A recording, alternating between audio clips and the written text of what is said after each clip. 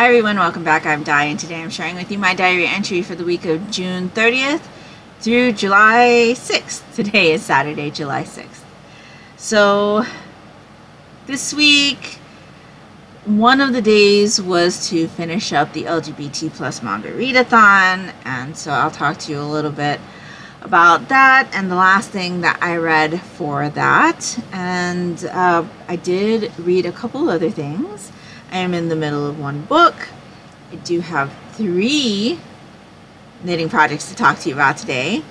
And I have one of my yarn clubs came in, so I'll share that with you. And then we'll do some TV and movie chat at the end. So let's get into it. So the LGBT plus manga readathon finished on Sunday. That is hosted by my friend Bizarre Individual and Tober2000 on Instagram, and it's always a really great time. I always have a blast, and I always read a lot whenever Bizarre has a readathon, and this was no exception. And so the last thing that I read for the readathon was Last Gender Volume 3 by Taki. This is When We Are Nameless, published by Kodansha, rated mature. So like I said last week, this is a series that revolves around an establishment called Bar California, and we get a bunch of short stories about the patrons that go to this establishment. The establishment is not only a bar, but people can have sexual encounters there as well, and it's for the queer community, for them to be able to have some place to go where they can feel safe to be themselves. And so the stories revolve around patrons' life and maybe things that they might be questioning about themselves and things like that. This particular volume, though, revolved mostly around the bar owner and their story, and it didn't have the same feel as the rest of the volumes, or I should say the other 2 volumes, because this is only a 3-volume series. So of the 3, this one kind of felt disjointed to me. It does start off with a couple of short stories, but towards the ending part, we get mostly a story about the bar owner. I don't know, it just didn't feel in place. I mean, the theme of the bar owner's story definitely fit into what was going on within the series, but I don't know, it just didn't feel the same. This volume didn't feel the same as the other 2. We do get some revisitation of characters that we had seen in previous volumes in this one as well, which was interesting. But one of the stories that I really enjoyed in volume 1 had a revisit in volume 3, and it made that story have a sour note put on it because of the things that are happening revolving it in this volume. So I didn't appreciate that, but on a whole, I thought this series was interesting. I ended up giving this particular volume 3 stars. There were just some things in the series and in this volume that I didn't quite understand why certain things were happening, why certain characters were introduced that had nothing to do with the bar or any of its patrons. And yeah, this particular volume just didn't seem to fit with the other 2 in feel.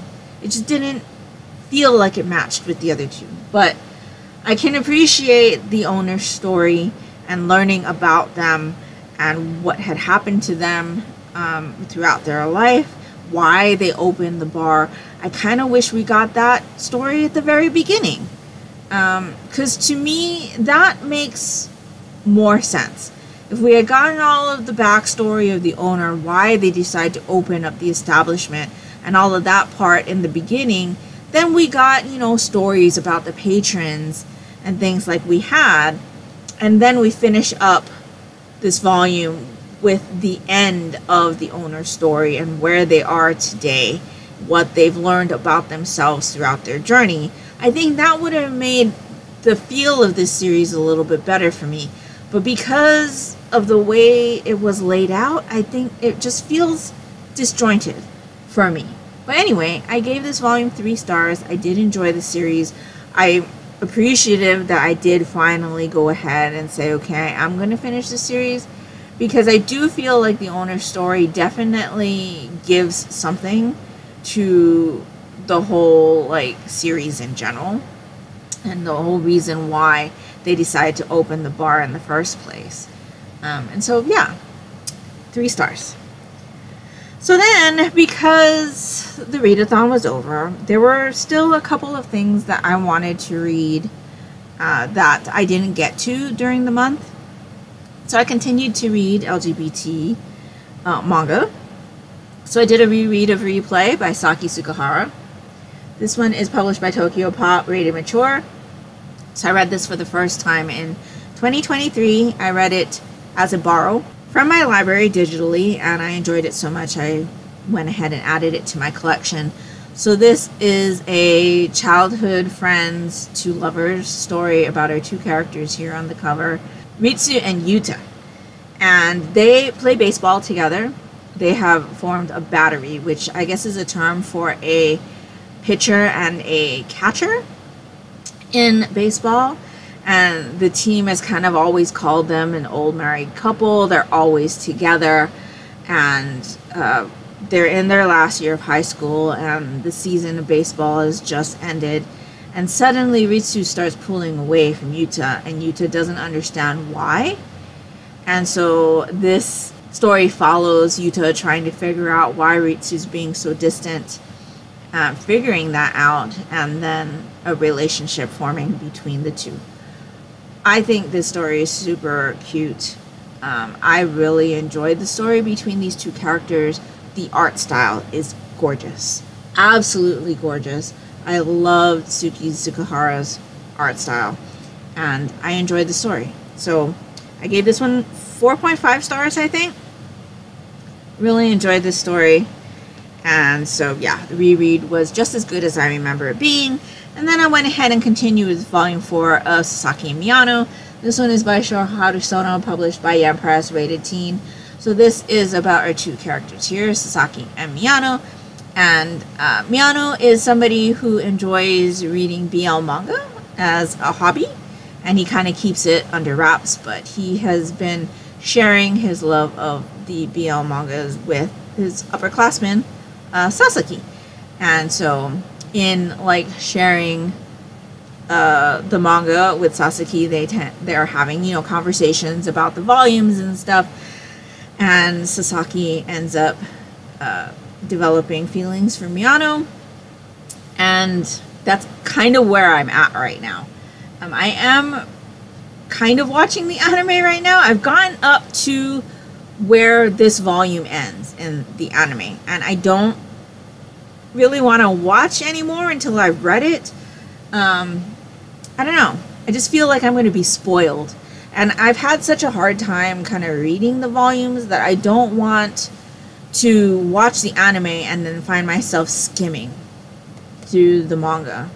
I'm enjoying this one a lot more than I did when I first started the series. I had a really hard time when we read volume 1 for the Monochrome Manga Club. But it's much better for me now reading this, and so I definitely want to continue. My daughter really loves the series.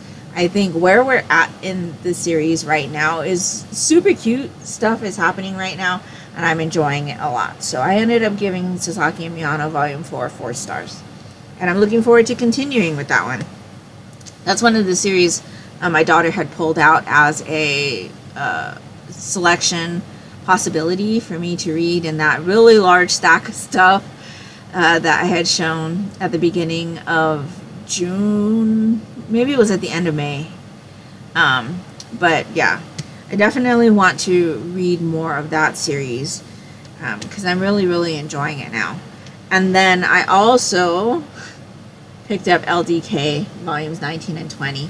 So I was kind of looking at like my pace of reading and looking at my reads for June. I had at least one thing read every day in the month of June, And now looking at where I'm at with July, I have holes. And so I'm kind of feeling like I'm not like reading as much. And I know it's because I am reading novels as well. And the novel that I decided to pick up, they're a little bit, I don't want to say they're harder reads, but they involve a little bit more like thought and stuff. It's not like the super fluffy romances that I was reading in June.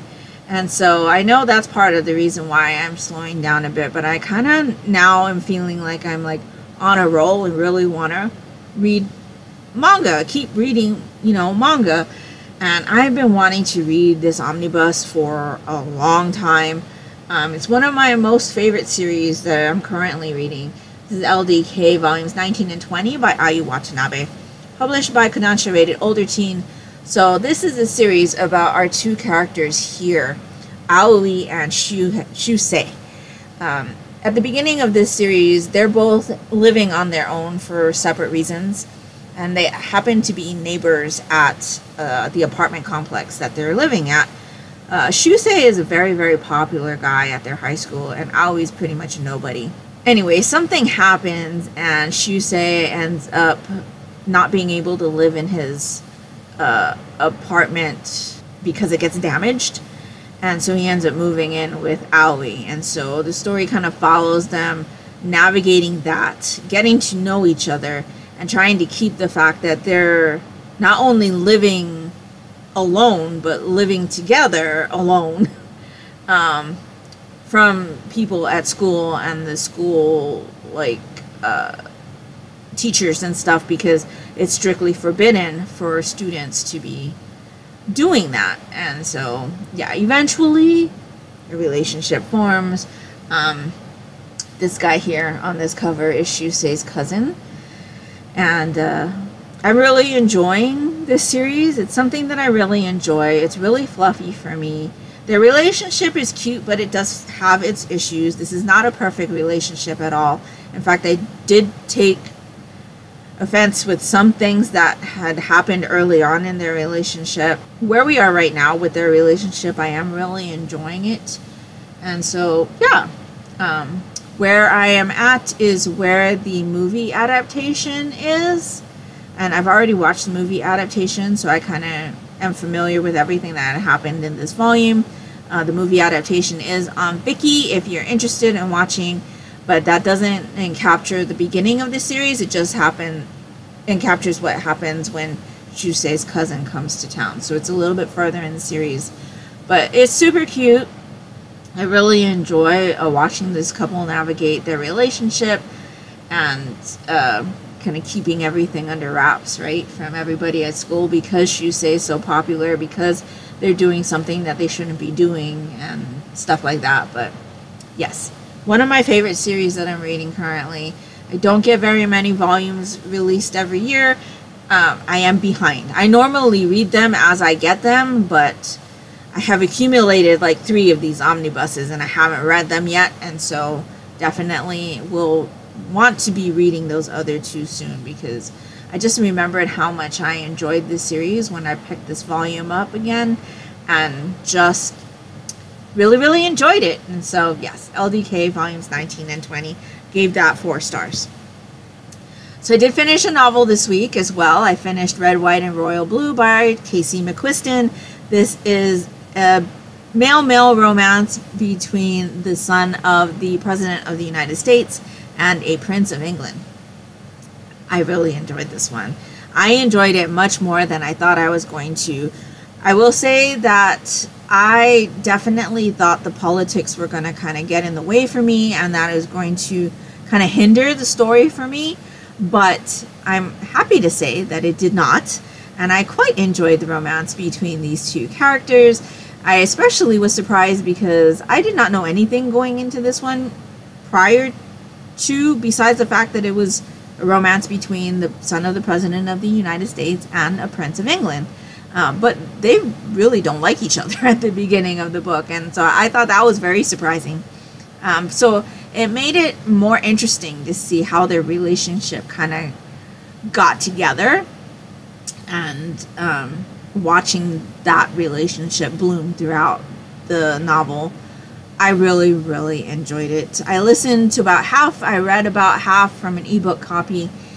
And yes, very enjoyable. Enjoyed it a lot more than I thought I was going to. And so yeah, I ended up giving that one 4 stars.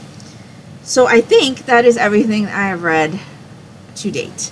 As far as the LGBT plus manga readathon goes, I did get a blackout. I think I showed you that last week. So it was, I think, the first time that I had gotten a blackout during one of Bazaar's readathons, because normally I do have 1 or 2 squares that I'm just not able to fill. But I'm very happy to say that I was able to get a blackout. I read a lot. Like I said, I read at least one thing every day during the month, and so that was great. I found a lot of things that I really enjoyed, but I also found a lot of things that I didn't. But that being said, I was able to borrow a lot from my library, and so it wasn't like hitting my pocketbook, which is great. I really, really appreciate that my library system has such a vast selection of manga for me to be able to peruse and check out before I purchase. So it's a really, really great resource for me. I always have a great time during Bazaar's readathons, and I'm looking forward to the next one. So that is everything that I've read to date. I am in the middle of 2 books right now. My new audiobook for the month or the week is The Never Game by, what is his name? Jeffrey Deaver. This is the first book in the Coulter Shaw series. If you're familiar with the TV show Tracker, that is the series that the show is based on. And so I have had this book on hold from the library for a bit, and the hold finally came through, I think, the second to the last week of June. And so I only have 1 week left to listen to it, and so I thought, okay, I'm definitely going to dive in and do that because I don't want it to be returned without me being able to listen to it. I am still on the wait list for the ebook copy, but since I had the audiobook, I thought, what the heck. This story is about our main character named Coulter Shaw, and he is a rewardist. So he basically makes his living collecting rewards. So he goes and, you know, finds missing people or items or things, and so that's how he lives his life. And so right now in the book, I am, I think, about 20% in, and he's worked a couple of cases so far. He's working a missing persons case at the moment. I am enjoying it, and I have enjoyed the Tracker series, the TV show, and so I'm looking forward to seeing whatever else happens in this volume. My mom has already read the first book in the series and really enjoyed it, so I'm looking forward to seeing what I think. And so yeah, I am currently listening to that. I'm hoping to get that one done sooner rather than later because it will go back to the library this week. And then for my physical book, I am reading Pacific Vortex by Clive Cussler. This is the first book in the Dirk Pitt series. This is a book that I've been meaning to read for a while. So I think I mentioned to you last week that my theme for the month is adventure novels, and this definitely fits in right with that. So this series follows our main character, Dirk Pitt, and at the beginning of this one, he is on the island of Oahu, and he, while lounging at the beach, sees a naval submarine communications capsule floating in the ocean. And so he goes and retrieves it, ends up taking it down to Pearl Harbor, and it has to do with a missing nuclear submarine. And so they're kind of starting to work on that case right now. I will tell you that this has been a slow going read for me. I don't know if it's just because I've been extra tired lately, or I've been like distracted because I really want to read manga, but it took me a while to get into this book. So I read through the prologue, and then it took me like a day or so to finally get through chapter 1 through 3. I actually had to like really sit myself down and say, okay, you need to like try this genuinely. Like, give it a good shot, because if it's not for you, it's not for you. It's okay. But I couldn't tell at that point if I genuinely wasn't interested, or if it was just because I was so tired that I wasn't getting through this book. And so I sat down and I read 3 chapters, and I'm definitely interested, especially with where it opens up. It opens up in my home state. You know, I'm familiar with the places that you're talking about, so I can visualize where he is when they say he's at such and such place. And so it's definitely helped with that. I am currently on chapter 7, page 79. So I'd say I'm about a third through or so of this book. This book does not have an audiobook, so I can't combo read it. I am looking forward to seeing what happens with this. It kind of almost feels Hawaii Five-0, like Magnum-ish, because you've got like an investigation going on, and there's some naval things going on. And so, yeah, I'm definitely looking forward to seeing what happens as they get more into the investigation into the missing nuclear submarine. And so it's definitely got my interest now, but it is a much slower read than, say, a contemporary romance, which is what I was reading throughout June. And so, at least physically. And so, yeah, I'm enjoying it, but I think I just need to like tell myself, okay, it's okay to slow down your reading. It just feels weird because I read so much in June, and now I'm going back to basically what I was doing in May, which I think is still a good pace, but, you know, after seeing how much I read in June, I'm all like, oh, you need to keep that up. And, you know, it's okay. It's okay not to read as much as I did in June.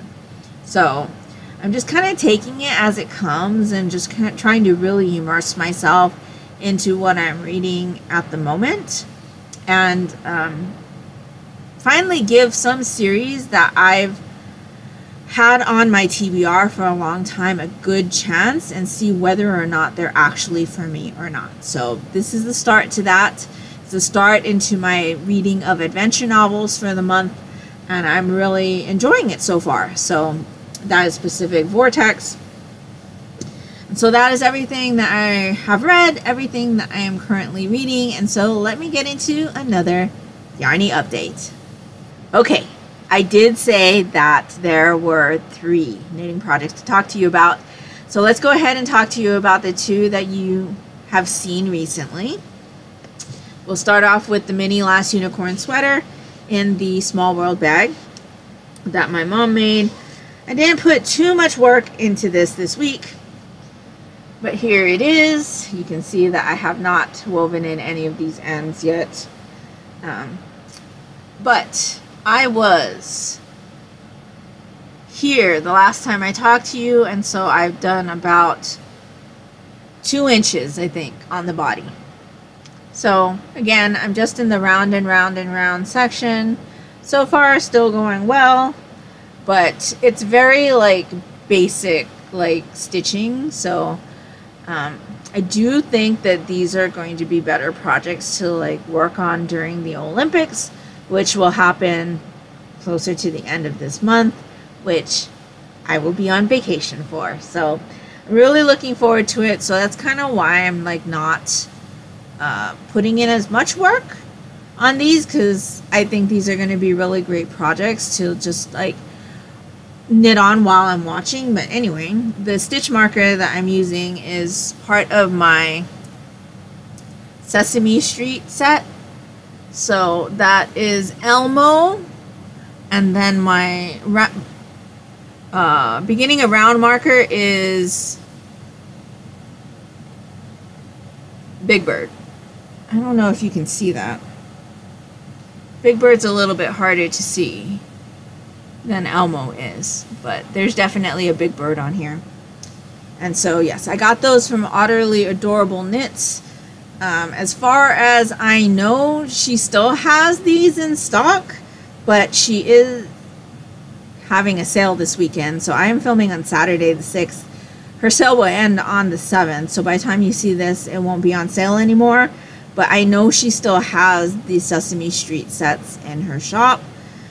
So if you're interested in this kind of stitch marker and progress keepers, definitely check out her shop. I do buy a lot of project bags from her, and I'm thinking I may put in an order for more of the Sesame Street ones, just so that I have duplicates. And there's one that didn't come in the set that I purchased. I think it's Grover.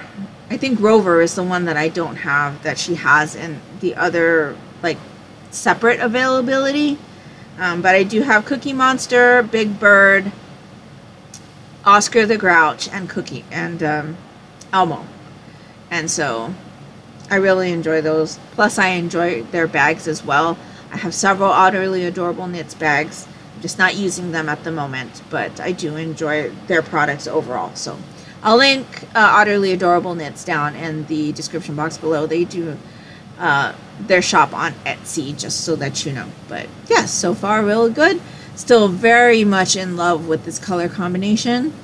And yeah, so that is that one. Again, in Lion Brand Pound of Love. For that one, we'll do the other project that you've seen most recently, and that is in the Competo bag, which is my Gemini shirt by Jane Richmond. Mini Last Unicorn is by Meghan Regan of Bad Wolf Girl Studios. The Gemini I put in a little bit more work on, just because I feel like this is going to take a lot longer, and I was close to the end of a skein, so I really wanted to get the next skein put in. And so this is where I'm at with this one. My marker is actually on the back, so this is the back, and I would say I put like 3 inches in on this. So I was there the last time I talked to you, and so I've done this much, just round and round and round. I'm still very happy with how this looks, but again, it's just stockinette knitting in the round. It's not difficult stuff. And I also think this is going to be something that's really good to work on during the Olympics. And yes, so I just added in my 4th skein, I think, last night. I am tying these in, just so that you know. So I am working this Gemini in Knit Picks Cotton in the Swan colorway. This is a 70% Targhee cotton and 30% linen yarn, DK weight. I will say there's a lot of vegetable matter in the yarn. So I sometimes will pick it out as I'm knitting it, but other times I just like knit it in and hope that I'm going to be able to like get it out while washing. So like, I don't know if you can see that right there. This is a piece of vegetable matter right here. And so sometimes they're like really thin and you can't like feel the difference, but there are other places where the vegetable matter is super like pointy, and those I definitely try to pull out before I knit it in. But yeah, there's a lot of vegetable matter in this yarn. So hopefully it'll come out while I'm washing it. When I soak it anyway, I'll try to give it like a vigorous like kind of swish to see if I can get some of that out, because this is cotton and linen. Swishing it and stuff shouldn't make a difference as far as the yarn goes. So far so good. Still really enjoying this project. I still think that it looks really, really great, and I'm really going to enjoy wearing this, I think. But again, it's just round and round knitting, and it's not really exciting stuff. So I do think these projects are going to be the best for Olympic watching knitting, and I don't think I'm going to be anywhere near done with either of these projects during the Olympics, but I do think I'm going to get more done during the Olympics than I am before the Olympics start. So anyway, that is my Gemini. And these are not the only projects that I have that are just like stockinette in the round. I do have my Love Note as well, which you haven't seen since last year. That I'm also stockinette in the round. And so if I happen to finish both the sweater and my Gemini, I do have the Love Note that I can pull out and work on as well. So it's good to have those lined up for me. I'm not going to be so worried about, you know, what am I going to be working on during the Olympics. I've found that when I think about Olympics knitting, I used to participate in the like Ravel Olympics, when Ravelry would have those big like knitting events, and then it was called the Ravelenics. For a while there, I had actually been the kind of captain to our team a couple years for the Korean Drama Addicts group, and it was a good time. Like, we had a blast. I knitted a lot. I knitted a lot of different things. I didn't do a lot of stockinette knitting, actually. I can tell you that I knit on a cable sweater one year while we were watching the Olympics. I've knit several pairs of socks during the Olympics with different textures and things, not just plain stockinette in the round socks, but textured socks. And so I don't really have like a type of thing that I will usually knit on during the Olympics, but I think this year will be the year where I knit stockinette in the round during the Olympics the entire time, because I do have projects that call for it, and it's just a really great time to get knitting like that done, where I can like fully focus on watching what's going on in the games and not really have to think about what I'm, you know, stitching on, I guess. So those are the two projects and where I am. And I said I had a third one, so let me grab that. So to kind of break up the monotony of just stockinette in the round and just like changing colors, I pulled out my daughter's Christmas Crumpled socks. So this is a yarn bag from Pineapple Yarn. It came with my advent calendar the year that I bought it from Pineapple Yarns. Pineapple Yarns is no longer in business right now, but I love this bag. It's very like tropical Christmas. And so I have a pair of Christmas socks in here. So if you remember last year, I did start a pair of socks for my daughter, which I called the Christmas Crumpled socks. This is the first sock that I had done. So this is the Crumpled pattern by Kay Jones of the Bakery Bears podcast. The yarn is Hippos for Christmas from Lolo Did It. And the toes and heels are Cascade Heritage in a teal colorway. And so her Lolo Did It's hippo colorway is this like gray color, and then she'll usually do collections like this where it's hippo for Christmas, where you got Christmas sprinkles, or it's hippos for Easter, or hippos for Halloween. She's got a couple different Halloween ones. She also has a Yeti line, which I've had before also, which is more of a like beige color with the sprinkles, and that's more like fandom color inspired colorways, but these are more like your traditional holiday type colors.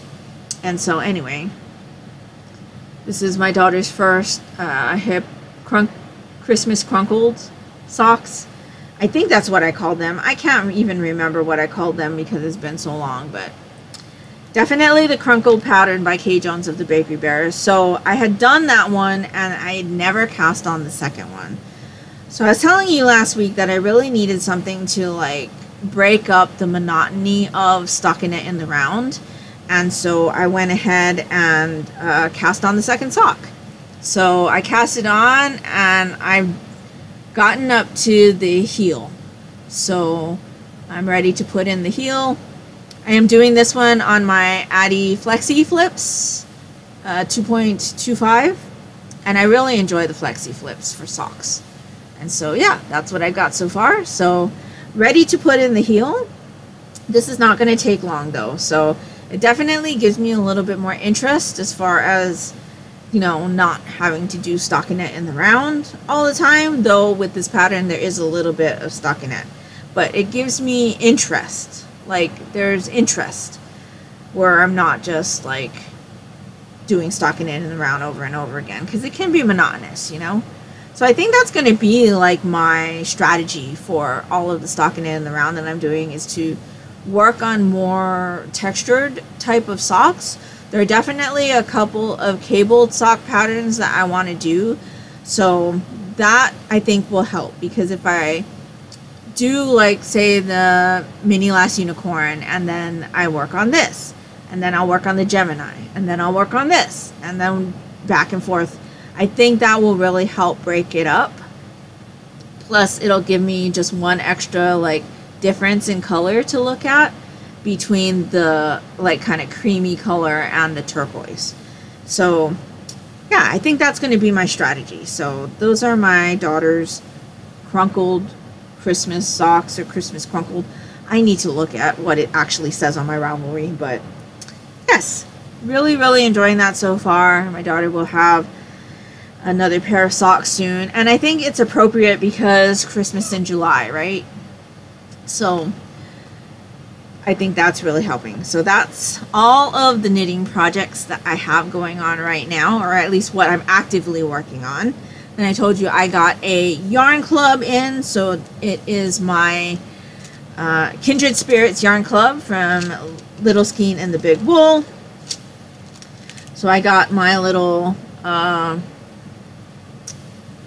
notepad thing that tells me what the inspiration for this shipment's colorway was. So this month it's Queen Anne's Lace. So it says this colorway will draw you into soft, lacy, wildflower laden Anne Green Gables summer. The creamy base shade is a nod to the abundant white wildflowers across Prince Edward Island, bunchberry and wood sorrel, Labrador tea, and Queen Anne's Lace. I've speckled it with the natural shades of PEI, or Prince Edward Island Summer, mossy bogs, pink fireweed, and purple vetch. I hope this colorway will transport you to soft days. Perhaps you'll want to make a lacy summer shawl or a soft winter white hat with it, a pair of shorty socks with their wildflower speckles peeking out from practical tennis shoes. And so she always gives little suggestions. This actually says on the bottom, it says Queen's Anne Lace and Marilla. So I'm not quite sure. Oh, Marilla is the purple mini skein that's over here, because I guess you can get a sock set. I only get the single skein though.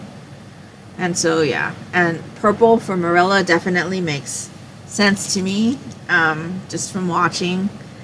And Green Gables, there's definitely a scene in there where she is looking for an amethyst brooch. So that kind of brings me back. And that's the kind of thing that really makes me enjoy this club, is I can understand where the color references are coming from.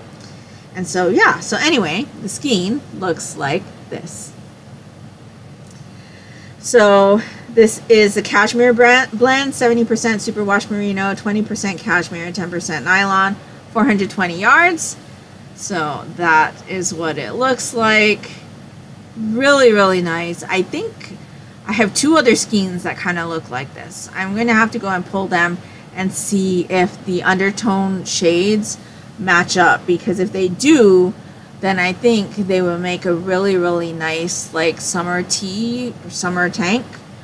And so yeah, they're all kind of like a neutral undertone with colorful speckles. I know that they're like that. I just don't know if the undertones are the same, because like this one is pretty warm, but I think one of them is really cool. So I'm gonna have to go pull them and see. But I think either way, all three skeins would work well together, because they're like a neutral with lots of colorful speckles. And so yes, very happy with this. And so that is my Kindred Spirits Yarn Club for June and July, I think. Yeah, June and July. Okay, we're going to try to wrap this up really fast because I am running out of space on my card. So, I have watched Cool Runnings, the movie about the Jamaican bobsled team. Really enjoyed that. We watched 5 Blind Dates, which is on Amazon Prime. It's about a Chinese woman who had her fortune told and was told that she would find her soulmate after 5 blind dates, and so we follow her journey through those blind dates. That was really good. I really enjoyed that one. I did watch Red, White, and Royal Blue, the adaptation on Amazon Prime. I really enjoyed it. What else did we watch? I just finished today Yamada-kun, My Love Story with Yamada-kun, level 999, which is an anime on Crunchyroll. I really enjoyed it. I think I will be checking out that manga. And I think that's everything that we've watched. I think that's everything we've watched so far. So we're kind of in that space, I think I told you before, where we don't know what we'll be watching, but this coming week is Shark Week. So we definitely know what we will be watching this coming week. So there will be lots of Shark Week documentaries, and we really enjoy those. And so I know Disney Channel already has theirs up. There's several things on YouTube already, and I think there's ones on Hulu as well, which might also be the same stuff on Disney Plus. I'm not quite sure about that. I know they've been merging their content together through the apps. I just don't know. But really looking forward to some shark documentaries. I always enjoy that. I don't think I'll be able to read my Shark Week book this week though, which I normally try to do because I am in the middle of 2 books right now. But we'll see. If I am able to finish this one soon, then I will pick up a shark book. But we'll see how that goes. I'll definitely be picking up a shark book sometime this week. And I think that's all that I have for this episode. So let me know down in the comments below what you've been up to. What have you been reading? What have you been watching? What have you been working on? Did you participate in the LGBT plus manga readathon? If so, how did you do? How many volumes did you read, and did you get a blackout? I would really love to know. And if nothing else, and you'd just like to let me know that you were here, if you could leave me some kind of Christmas emoji for Christmas in July, that would be greatly appreciated and would really help me out, and that will do it for me today. So I hope you're all doing great. I hope you're all safe and healthy, and until next time, take care and smile always. Bye.